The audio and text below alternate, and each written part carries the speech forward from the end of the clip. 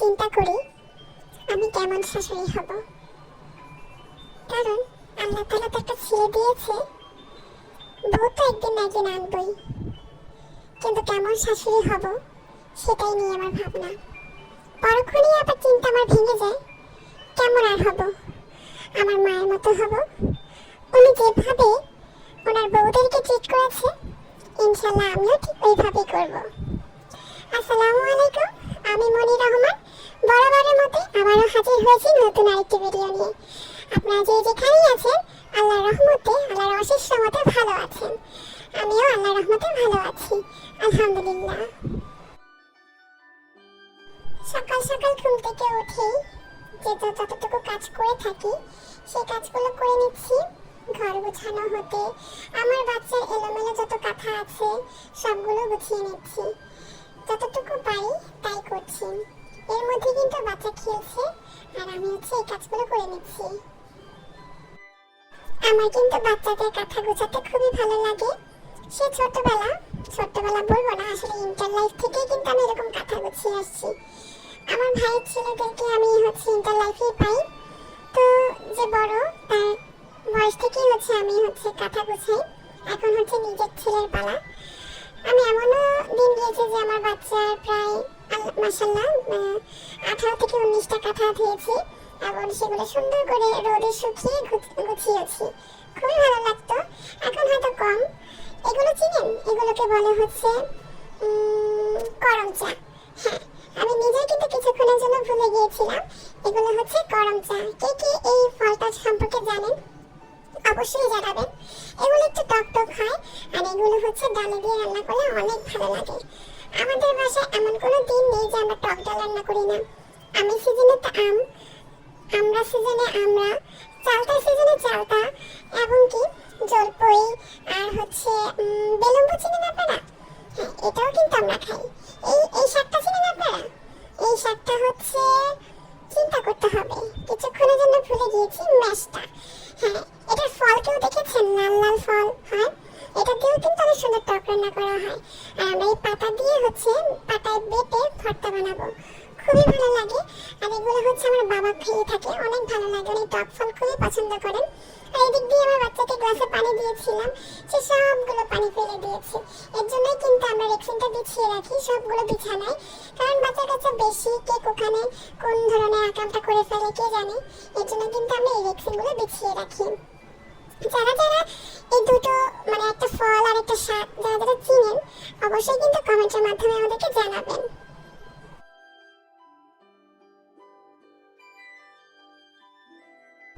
এটা কিন্তু তাদের প্রতিদিনের কাজ হয়ে গিয়েছে, জানি না কি মজা পায়।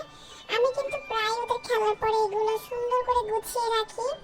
অনেক চিপা চাপায় কিন্তু এই পেঁয়াজগুলো চলে যায়। এখন কিন্তু সামনে কোরবানি ঈদ, এমনি কিন্তু দ্রব্যমূল্যের দাম বেড়ে যাবে। জানি না ওরা কেন এরকম করে।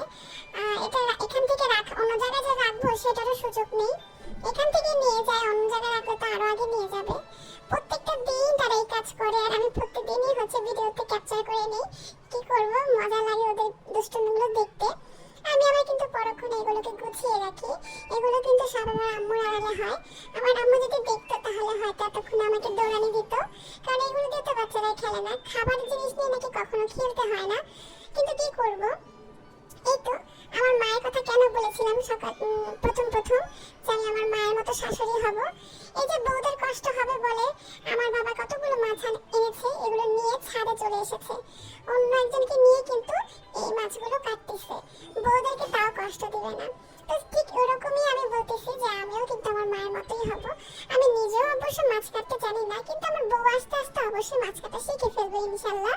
তখন কিন্তু বউকে একটা কাজও করতে দেব না, বউকে একদম মেয়ের মতো না, বউর মতোই রাখবো। মেয়ে তো মেয়ের আদর আলাদা, বউর আদরও আলাদা, কখনো দুটাকে এক করতে কেউ যাবেন না। অনেকে বলে যে তোমাকে একদম মেয়ের মতো রাখবো, আসলে কেউ কিন্তু মেয়ের মতো রাখতে পারে না। ঠিক আছে, আমি বলি আপনারা অন্তত বউয়ের মর্যাদাটাই দিন, কারণ বউয়ের মর্যাদাটা মেয়েদের মর্যাদা থেকেই উপরে। কারণ একটা ছেলের মাধ্যমে কিন্তু তিনি আসছে একটা ঘর ছেড়ে। এই তো ছাদে চলে আসলাম। আমি আমের আচারটা একটু রোদে দিব, যেহেতু ভালো রোদ ছিল। 2-3 দিন ভেবেছি এরকম রোদ দিয়ে রাখবো, কারণ আমার ভয় লাগে আবার নষ্ট হয়ে গেল কিনা। আমি কিন্তু ভিনেগারটা ইউজ করিনি, এই জন্য রোদে দিলাম। আকাশটা ভালো ঝলমলে ছিল, রোদও ছিল, এর জন্য ভাবলাম যে কেননা ছাদে আমের আচারটা দিয়ে আসি। কিন্তু বোতলের ট্যাপ খুলে দিয়েছিলাম, আম্মু বলেছে না ঢাকনাটা ঢেকে দিয়ে আসো, ময়লা যেতে পারে। এদিকে হচ্ছে আমার কাঙ্ক্ষিত পার্সেল চলে এসেছে। সে কবে থেকে আমি এই পার্সেলটা অর্ডার করেছিলাম, এখনো আসেনি। আপনারা দেখবেন, আপনারা অলরেডি বুঝে গেছেন এটা কি। আমি হচ্ছে তারপর এটা ইউজ করা শিখতে পারিনি। এই যে আমার সেই কাঙ্ক্ষিত পার্সেল, আমি তো এটা পেয়ে খুবই খুশি, খুবই খুশি। অসংখ্য ধন্যবাদ আমার ভাইকে এটা আমাকে গিফট করার জন্য। অ্যাজ এ ইউটিউবার এটা কিন্তু খুবই কাজে লাগে, আর সাথে অবশ্যই রিং লাইট। বাট আমি হচ্ছে এটাই ইউজ করতে পারি না, রিং লাইট তো দূরের কথা। যাই হোক, এখানে হচ্ছে আমার বাচ্চাকে একটু মালটার রস খেয়ে দিচ্ছি। কে কে বাচ্চাকে এইভাবে মালটার রস খাওয়ান? আমি কিন্তু এভাবেই খাওয়াই। ও হচ্ছে ওভাবে খেতে চায় না, বাট খুব ছোটবেলায় কিন্তু খেয়েছে। এটার একটা শর্ট ভিডিও আছে আমার ইউটিউব চ্যানেলে, আপনারা চাইলে কিন্তু দেখে নিতে পারেন কত সুন্দর মাশাআল্লাহ মালটাটা খাচ্ছে।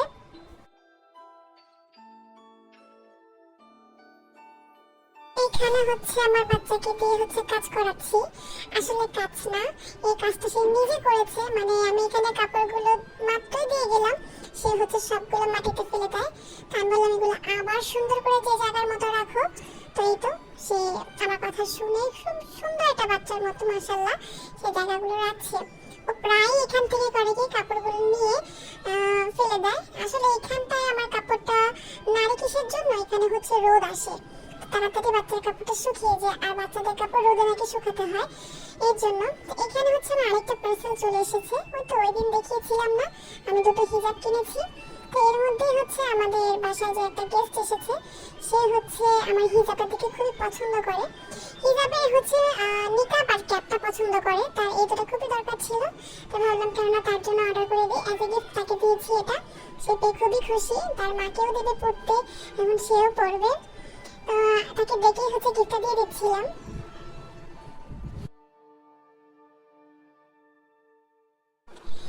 আপনারা যারা যে যেখান থেকে আমার ভিডিওটি এখন দেখছেন, আপনারা আমার ভিডিওটি একটু লাইক দিয়ে দিন প্লিজ।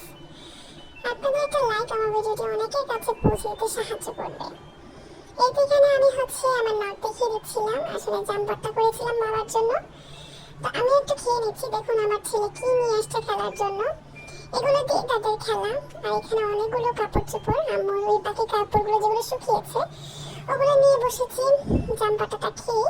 ওগুলো হচ্ছে আবার সুন্দর করে গুছিয়ে রাখতে হবে। তো আমার ভিডিওটি যদি বেশি ভালো লেগে থাকে তাহলে অবশ্যই চ্যানেলটি সাবস্ক্রাইব করে দিবেন। যারা এই কাজটি অলরেডি করেছেন তাদেরকে অসংখ্য ধন্যবাদ আমার পাশে থাকার জন্য।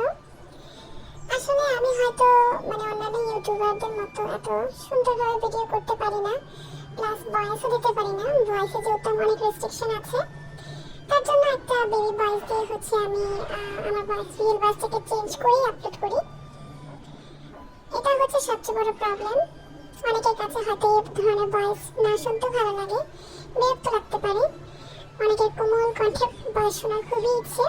এরকম অনেক ইউটিউবার আপুরা আছেন যাদের ভয়েস এত সুন্দর। আমি কিন্তু অনেক আপুদের বড় বড় ফ্যান, অনেকের ব্লগ কিন্তু দেখে থাকি, তাদের মতো কথা বলার চেষ্টা করি কিন্তু পারি না। আসলে সবাইকে দিয়ে তো সব কাজ হয় না, যেমন আমাকে দিয়ে কিন্তু তেমন হয় না।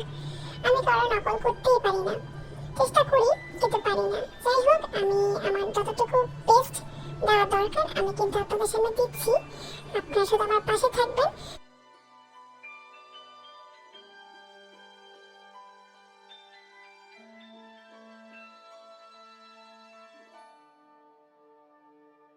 ইউটিউবে আসা কিন্তু আমার হুট করে, আসলে আমি বেশিরভাগই ডিসিশন হুটহাট করে নিয়ে নিই।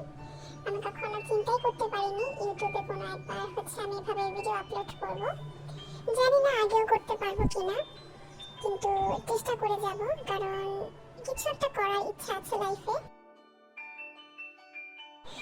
আমি ভেবেছিলাম হয়তো ইউটিউব লাইফটা অনেক ইজি, ভিডিও ছাড়বো সবাই দেখবে, অন্তত ভিউটা হবে। কিন্তু না, আসলে ইউটিউব লাইফটা অনেক কঠিন। কোনো কাজকে সহজভাবে নেওয়া উচিত না, সব ধরনের কাজটাই হচ্ছে অনেক কঠিন। আর ইউটিউবে হচ্ছে খুব কঠিন হচ্ছে ভিডিও এডিট করে আপনি ভয়েস ওভার দিয়ে বারবার রিচেক করে হচ্ছে ভিডিও আপলোড করাটা অনেক কঠিন। আমি কিন্তু একদম হাঁপিয়ে যাই। এই তো গতকালকের ভিডিওটা কিন্তু যেখানে আমার 7টা কি 8টার দিকে আপলোড করার কথা ছিল, আমি কিন্তু সেখানে 9টা কি 9:30টার দিকে আপলোড করেছি। এই তো আমার হচ্ছে ভিডিও এডিট করাটা প্রবলেম হয়েছিল। তো যারা পাকা এডিট করতে পারেন, এডিটে অনেক পাকা, তারা কিন্তু খুব ইজিলি এডিট করে ফেলতে পারেন। কিন্তু আমি তো যেহেতু নতুন, সবেমাত্র শুরু, এই তো যতটুকু পারছি শিখছি অন্যান্যর কাছ থেকে দেখে এডিট করাটা। আর ইউটিউব তো আছেই, ইউটিউব থেকে যে কোনো জিনিসই সার্চ দিলে কিন্তু শিখে নেওয়া যায়। আমি কিন্তু তাই আমার কোনো কিছু যদি দরকার হয় যে আমি জিনিসটা জানি না, আমি কিন্তু ইউটিউব থেকেই সার্চ করে তারপরে জেনে নিই। আমার মতো অনেকেই আছে হয়তো এই কাজটা করে থাকুন। কারা কারা করেন অবশ্যই কিন্তু কমেন্টের মাধ্যমে জানাবেন। তো এখানে হচ্ছে আমার হাজবেন্ড কালকে আসবেন, না আগামীকাল, ঈদের ছুটিতে। তো তার জন্য আস্ত মুরগি রান্নার প্ল্যান আছে। সে আমার হাতে মুরগির রোস্ট খুবই পছন্দ করেন, তাই চিন্তা করলাম এবার তার জন্য একটা আস্ত মুরগির রোস্ট বানাবো। এর জন্য ওই টুকিটাকি লিস্ট করে নিচ্ছি কি কি আমার আছে, বাসার মধ্যে কি কি নেই। এদিক হচ্ছে আমার বাচ্চাটা নড়াচড়া করছে, হঠাৎ করেই দেখি লাইটের এরকম অবস্থা, কি হয়েছে কে জানে।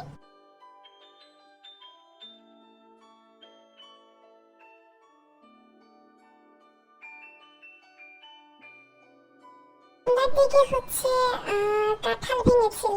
তো আপনারা জানেনই, যারা আমার পুরনো ভিউয়ার্স তারা কিন্তু জানেন আমি কাঁঠাল দিয়ে রুটি খেতে খুবই পছন্দ করি। একটা সময় হয়েছে কি আমি একদম রুটি বেলা তো দূরের কথা, রুটির ডোটাও কিন্তু বানাতে পারতাম না, মানে আটার ডোটা। কিন্তু এখন কিন্তু আল্লাহ রহমতে আমি পারি। শ্বশুর শাশুড়ির বাড়িতে গেলে কিন্তু আমি হচ্ছে দূরেই থাকি এটা থেকে, কারণ ওনারা খুব সুন্দরভাবে হচ্ছে রুটি বানিয়ে খায়। আমার কিন্তু তাদের ধারে কাছেও হয় না, কিন্তু চেষ্টা করি, কারণ এভাবে আর কয়দিন আমাকে তো নিজেটা নিজে করে নিতেই হবে। তো হচ্ছে এর জন্য বাসায় ছোটোখাটো প্র্যাকটিস করি। যখন বাসায় এরকম আটার ডো বানানো হয় আমি কিন্তু বানাই। খুবই সফট হয়েছিল ডোটা, যে হচ্ছে এটাকে মুঠেছে সে কিন্তু খুব বলেছিল যে আপু খুব সুন্দর হয়েছে। আমি কিন্তু এটা এতটুকুই বানিয়ে রেখে দিয়েছিলাম, রুটি বেলা হতে সুন্দরভাবে এই ডোটাকে ভালোভাবে মুঠে নিয়েছে অন্য আরেকজন। আমি এদিকে হচ্ছে আমার বাচ্চার জন্য একটু আমের দই বানাবো। এটা হচ্ছে আমি ফার্স্ট টাইম বানাচ্ছি, এর আগে কখনো বানাইনি, কোনো রেসিপিও ফলো করিনি। কিন্তু আমি কোনো একটা ক্যাপশনে দেখেছিলাম আমের দই, আর ওই তো আম সত্যগুলো এটাকে এত দিন হচ্ছে প্রায় 3 থেকে 4 দিন হচ্ছে রোদে শুকিয়ে এটা আজকে এই ফাইনাল লুক। তো আমি এখানে হচ্ছে দুধটাকে একটু ঠান্ডা করে নিচ্ছি, বাবুর জন্য বানাবো তো তাই হচ্ছে অল্পই নিয়েছি। পরবর্তীতে কিন্তু একটু বেশি নিয়েছিলাম, কারণ মনে হলো যেহেতু একটা নতুন রেসিপি আমার হাজব্যান্ডের জন্যও তো বানাতে হয়, তা আমি হচ্ছে আরেকটু বেশি দুধ নিয়েছিলাম। এটা পরবর্তীতে আপনারা দেখতে পারবেন। আমি আমটাকে এভাবে ভালোভাবে ছাড়িয়ে নিচ্ছিলাম, কারণ আমের পিউরিটা লাগবে। আমি ভালোভাবে মুখে নিচ্ছিলাম। আর এখান থেকে অল্প একটু আম হচ্ছে আমার বাচ্চার জন্য নিব। ওকে হচ্ছে গতকালকে যে দইটা বানিয়েছি সেই দইটা দিয়ে হচ্ছে ওকে খাওয়াবো।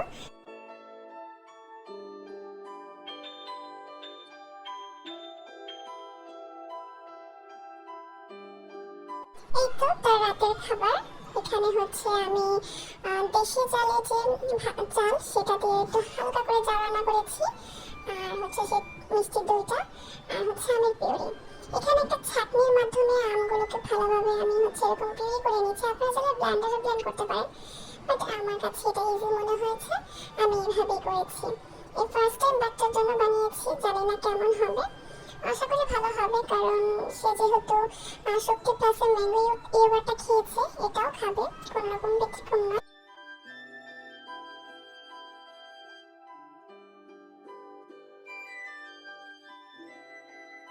আমি কিন্তু অফ ক্যামেরায় হচ্ছে দই মিশিয়ে নিয়েছি। দইয়ের বীজ কিন্তু না দিলে কিন্তু দই হয় না, সেটা সবাই জানেন। আমি কিন্তু অফ ক্যামেরায় দইটা মিশিয়ে হচ্ছে ভালোভাবে নিয়ে নিয়েছি। এই তো আমার বাচ্চাকে নিয়ে খাবার খাবো, সে আমার সাথে লুকোচুরি খেলছিল, খুব ভালো লাগছিল, তাই একটু ক্যামেরা বন্দি করে নিয়েছি। সে বেশিরভাগই সময় হচ্ছে পর্দা দিয়ে খেলবে, ভয় লাগে কখন জানি পর্দা পেঁচিয়ে পড়ে যায়। তো এখানে হচ্ছে দেখিয়ে দিচ্ছিলাম কিভাবে আমি দইটা রেখেছি। ভিডিওটি আর লং করিনি, এই পর্যন্তই রেখেছি।